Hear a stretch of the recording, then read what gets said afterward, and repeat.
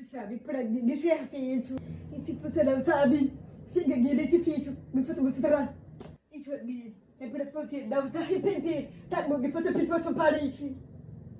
Podemos dizer não, arrependimento meu. Levanta a mão e isso pintou a parede de um amor.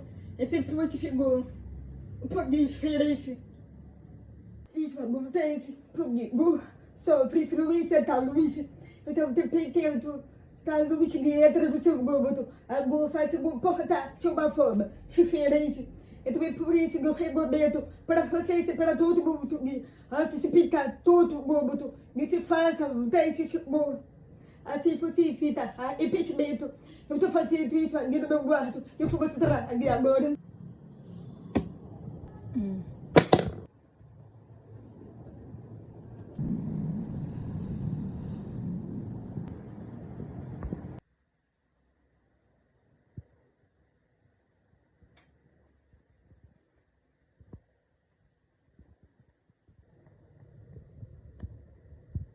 Eu escolhi testar no papel da parede diferente de alguns do quarto.